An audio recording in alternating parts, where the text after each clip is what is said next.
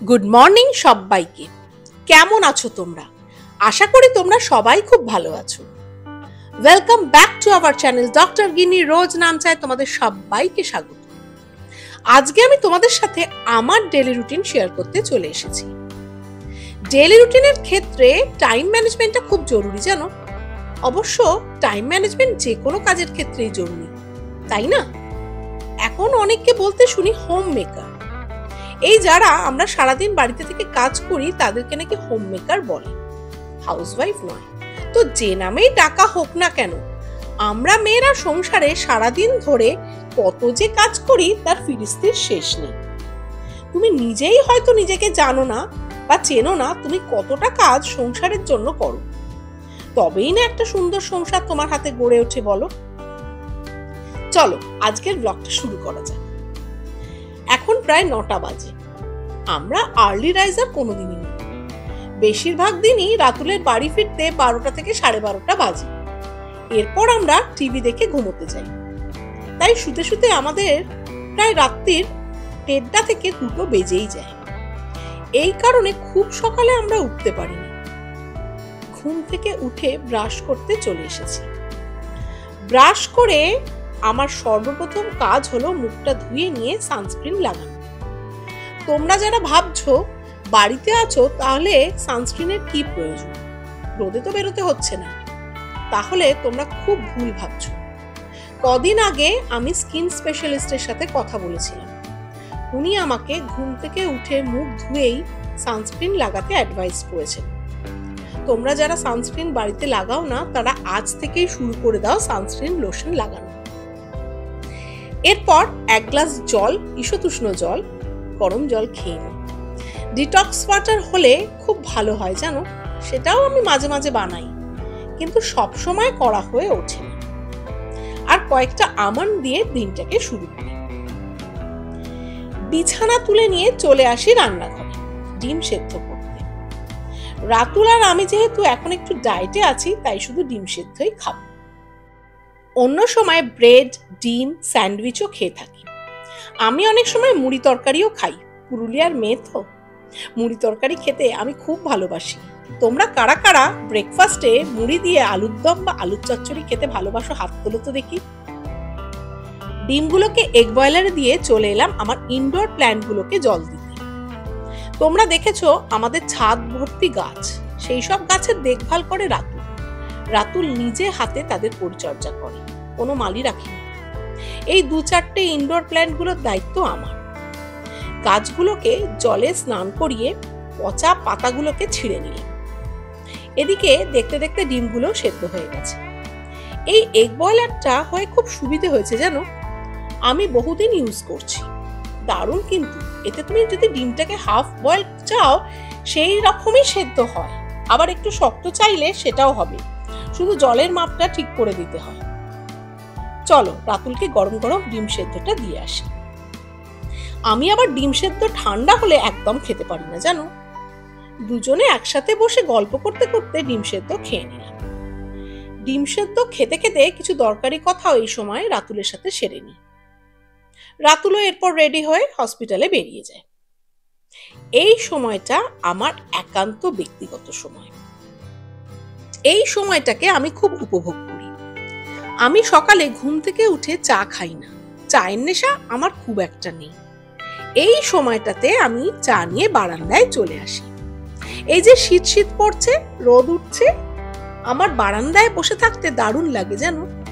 তবে বারান্দাতে একটা সুন্দর চেয়ার লাগবে, এটা আমার অনেক দিনেরই শখ। দেখি কবে কেনা যায়। এরপর কাগজে চোখ বোলাতে শুরু করলাম। কোভিডের সময় কাগজ নেওয়া বন্ধ করে দিয়েছিলাম, আবার কয়েকদিন হলো কাগজ নেওয়া শুরু করেছি। ছোটবেলায় কাগজের 2য় পাতা খুলে ম্যান্ড্রেক আর অরণ্যদেব ছোট্ট ছোট্ট 2 লাইনের কার্টুনগুলো পড়তে বেশ ভালো লাগতো। তোমরা কারা কারা দেখতে বলো তো এই কার্টুনগুলো? ভালো লাগতো না পড়তে? আর টিভিতে সারাদিনে কি কি প্রোগ্রাম, সিনেমা আছে সেগুলো টুক করে দেখে নিতাম, যাতে মা দেখতে না পায়। তোমাদের সাথে কথা বলতে বলতে দেখো কাগজের নৌকো তৈরি করে ফেললাম। প্রত্যেকের নিজের সঙ্গে নিজের কাটানোর জন্য একটা সময় রাখা খুব জরুরি, জানো। সংসারে কাজ তো থাকবেই, কিন্তু তার ফাঁকে ফাঁকে নিজের জন্য সময় বার করা কিন্তু খুব কঠিন নয়। চা খেয়ে চলে এলাম বিছানার চাদর বদলাতে। আমরা যারা বাড়িতে থাকি তারা অনেক সময় ভাবি আমাদের তো কোনো কাজই নেই।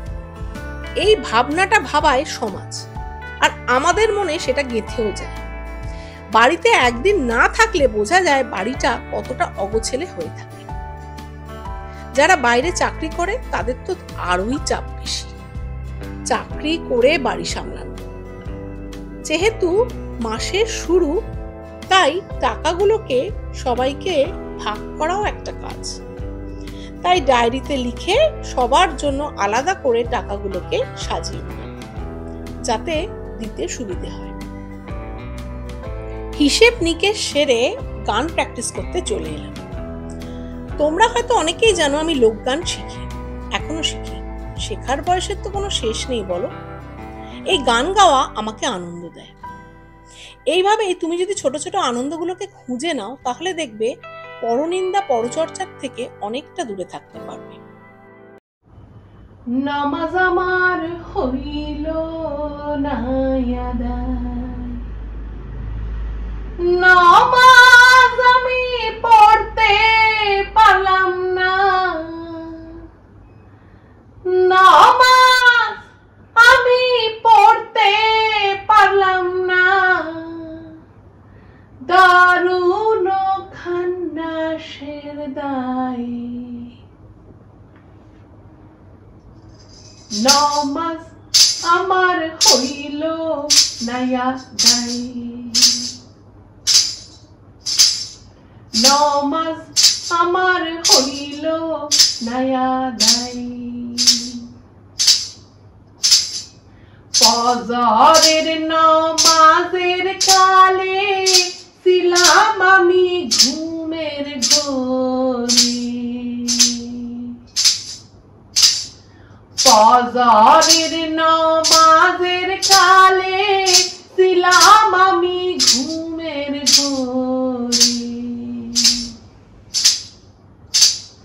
জহর গেল আইতে যাইতে, আমার জহর গেল আইতে যাইতে, আসর গেল কামের দায়। নামাজ আমার হইল না আদায়। গান প্র্যাকটিস হয়ে গেলে চলে এলাম সোজা রান্নাঘরে দুপুরের খাবারের আয়োজন করতে। রোজ সকালে উঠে এটা একটা খুব বাজে কাজ। কি রান্না হবে ভেবেই পাই না যে কি রান্না করব। আজ করছি কাতলা মাছের সর্ষে ঝালে। আমরা আবার সাদা সর্ষে খাই না, কালো সর্ষে পছন্দ করি। তোমরা হয়তো অনেকেই বলবে কালো সর্ষে খেলে তো অম্বল হয়। সেই জন্য কালো সর্ষেটাকে আমি কি করি, পেস্ট করে ছেঁকে দিয়ে দিই। কালো সর্ষের ফ্লেভারটা ভালো হয়। আমাকে পুরো রান্না কোনোদিনই করতে হয় না, রুবিদি আছে। তোমরা আমার ব্লগে রুবিদিকে আগেও দেখেছো। রুবিদি আমাদের বাড়িতে প্রায় 18 থেকে 19 বছর আছে, সেই ছেলে হওয়ার আগে থেকে। রুবিদি আর আমি দুজনে মিলে রান্নাটা করে নিই। তোমরা বলতেই পারো দুজনের জন্য আবার রান্নার লোক। দেখো, রুবিদি এত বছর আমাদের সার্ভিস দিয়ে গেছে। তখন আমরা ছিলাম 5 জন, আমার শ্বশুর মশাই, শাশুড়ি মা, রাতুল, ছেলে আর আমি। আর হ্যাঁ, আমাদের একটা গোল্ডেন রিট্রিভারও ছিল। তখন থেকে রুবিদি আছে। আজ আমরা 2 জন হয়ে গেছি বলে রুবিদিকে তো সরিয়ে দিতে পারবো না বলো। এত বছর রুবিদি আছে, রুবিদিরও আমাদের ওপর মায়া জন্মে গেছে। আর রুবিদি ছাড়াও আমি ভাবতে পারি না। এত বছর একসাথে থাকার ফলে আমরা দুজনে বন্ধুর মতো হয়ে গেছি।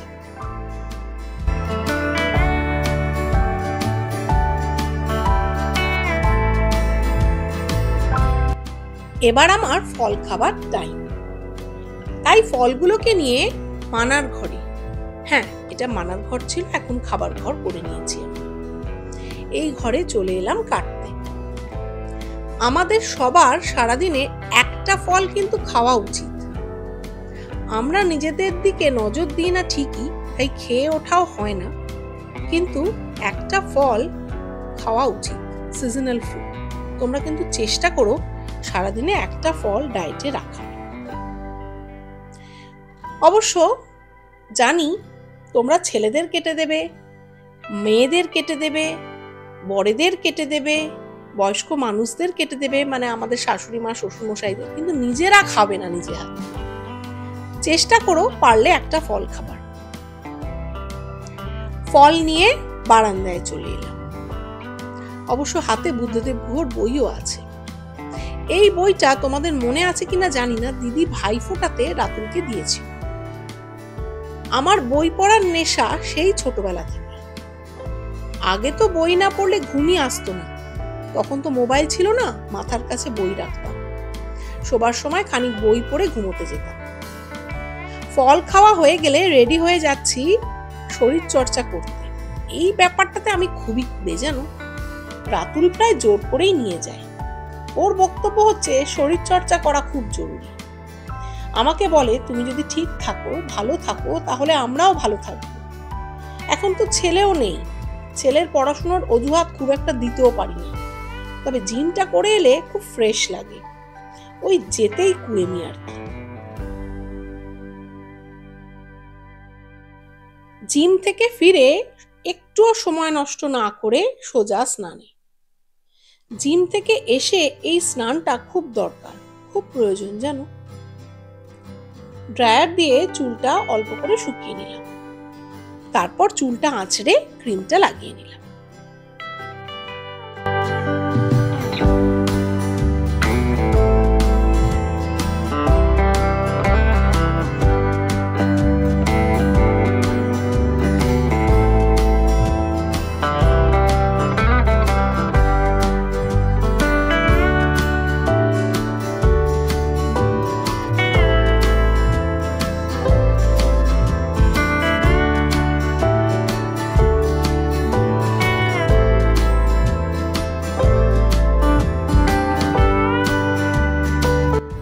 এবার চলে এলাম সোজা ঠাকুর ঘরে।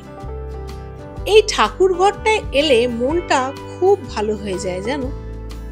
এই যে কিছুক্ষণ ঠাকুর ঘরে কাটাই না, মনে হয় কোনো সমস্যাই তো নেই জীবনে, এরকম একটা ফিল হয়।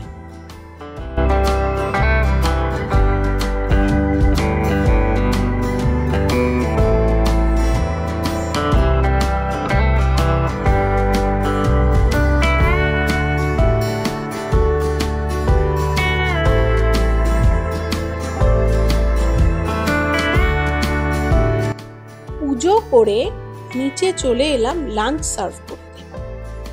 আজকের লাঞ্চে আছে ঝিঙে শুক্তো, গোল গোল করে করলা ভাজা, মাছের ঝাল আর শসা।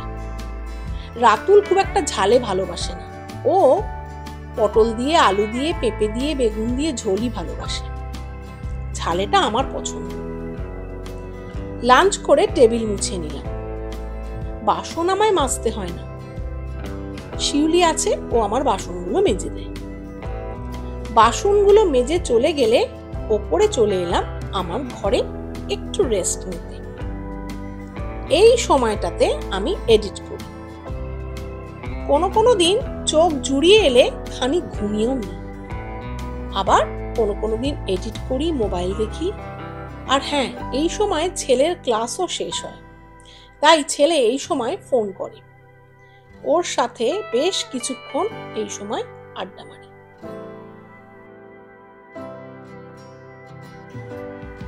দেখতে দেখতে কখন যে সময় কেটে যায় বোঝাই যায় না। সন্ধে হয়ে গেছে, এখন আমার চা খাবার পালা। চায়ে চুমুক দিয়ে আইপ্যাডটা নিয়ে একটু ভ্লগ দেখি। অনেকের ভ্লগে আমার বেশ ভালো লাগে, এখনো তাদের কাছ থেকে অনেক কিছু শিখছি। রাতুল এবার চেম্বারে বেরোবে, তাই ওকে ডিনার সার্ভ করতে চলে এলাম। রাতুলের ফিরতে 12টা থেকে 12:30 বাজে, তাই ও ডিনারটা করে চেম্বারে যায়। আমিও ওর সাথে ডিনারটা করে নিই। আজ যেমন আমি ওর সাথে ডিনার করছি না, আজ ও খাচ্ছে চিকেন স্টু আর আমি খাবো চিড়ের পোলাও।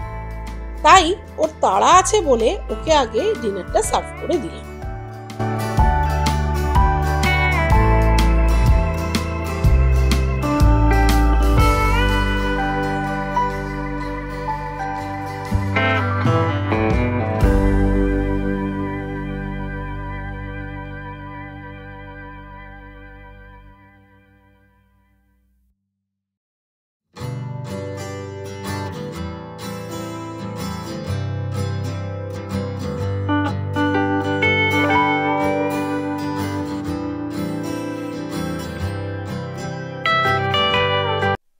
আমাকে একটু বেরোতে হবে টুকটাক জিনিস কিনতে, তাই চটপট রেডি হয়ে নিলাম।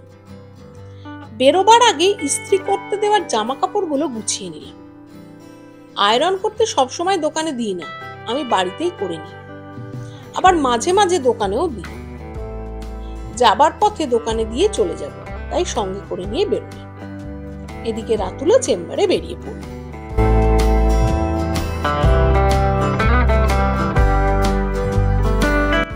কয়েকটা দরকারি জিনিস কিনে বাড়ি ফিরে এলাম। এই ফাঁকে একটু হাঁটাও হয়।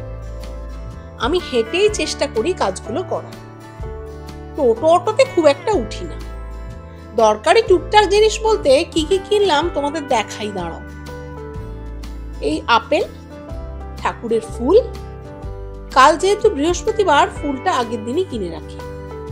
কটা রুমাল, এই কালারফুল রুমালগুলো আমার জন্য, আর সাদা রুমালগুলো ছেলের জন্য কিনে রাখলাম। এই সাদা তোয়ালে রুমালগুলো বেশ বড় সাইজের, সবসময় পাওয়া যায় না, তাই কয়েকটা পেয়ে গেলাম বলে ছেলের জন্য কিনে রেখে দিলাম।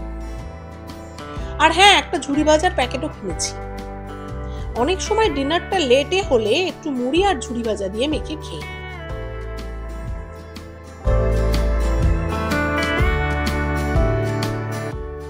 হাত পা ধুয়ে এবার রান্নাঘরে চলে এলাম। এত জোর খিদে পেয়ে গেছে, ভাবলাম খেয়ে নিয়েই একেবারে উপরে উঠব। আজ আমার ডিনারের জন্য বানাবো চিড়ের পোলাও। এটা খেতে আমি খুব ভালোবাসি। চিড়ের পোলাওয়ের জন্য একটু মোটা চিড়ে লাগে জানো। চিড়েগুলোকে অল্পক্ষণ ভিজিয়ে ছাঁকনিতে জল ঝরাতে দিলাম। এদিকে ফ্রাইং প্যানে অল্প ঘি দিয়ে কারি পাতা আর সর্ষে ফোড়ন দিয়ে দিলাম। এবার এতে পেঁয়াজ কুচি আর কাঁচা লঙ্কা কুচি দিয়ে নেড়ে চেড়ে নিলাম। পেঁয়াজটা ভাজা হয়ে গেলে অল্প হলুদ, গোলমরিচের গুঁড়ো আর স্বাদ মতো নুন দিয়ে দিলাম। এরপর চিড়েটা দিয়ে দিলাম। ব্যাস রেডি আমার চিড়ের পোলাও। অনেক সময় আমি চিনে বাদাম ভেজে দিই, কিন্তু আজ ছিল না বলে স্কিপ করলাম।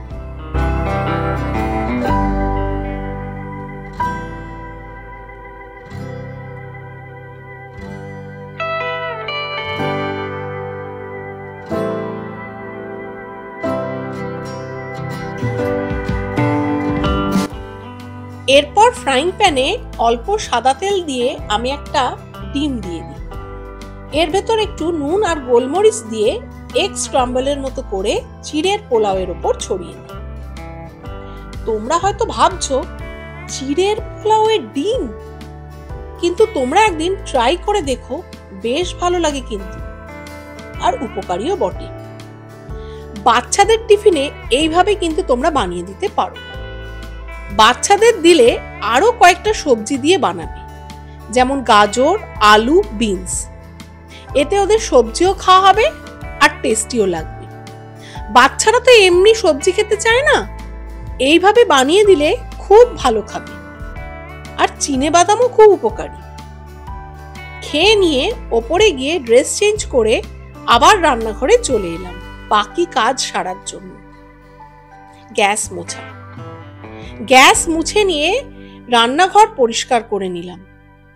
রান্নাঘরটা রাতে পরিষ্কার করে নিই, যাতে সকালে উঠে রান্নাঘরে ঢুকলে সবটা পরিষ্কার দেখলে ভালো লাগে। আর সকালে উঠে যদি রান্নাঘরে এসে দেখি সব দিক অপরিচ্ছন্ন, তাহলে মুড একদম বিগড়ে যায়।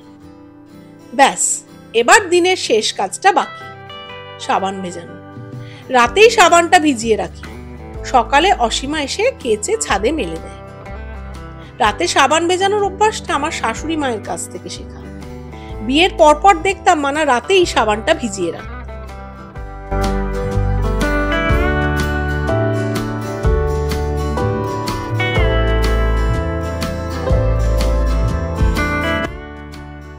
ব্যাস, আজকের মতো কাজ শেষ। রাতুল এখনো বাড়ি ফেরেনি। এখন ওর জন্য অপেক্ষা করব, তারপর ও বাড়ি ফিরলে ওয়েব সিরিজ দেখতে দেখতে একটু গল্প করে শুয়ে পড়ব। আবার নতুন একটা দিনের জন্য অপেক্ষা। শুভরাত্রি। আজকের ব্লগটা এখানেই শেষ করছি। তোমাদের ব্লগগুলো কেমন লাগছে আমাকে কমেন্ট করে জানিও। আর তোমাদের দিনগুলো কেমন কাটে আমার সাথে অবশ্যই শেয়ার করো। আবার খুব শিগগির একটা নতুন ব্লগ নিয়ে হাজির হব। বড়দের প্রণাম আর ছোটদের ভালোবাসা জানিয়ে আজকের ব্লগটা এখানেই শেষ করছি। ভালো থেকো, সুস্থ থেকো। Tata, bye bye.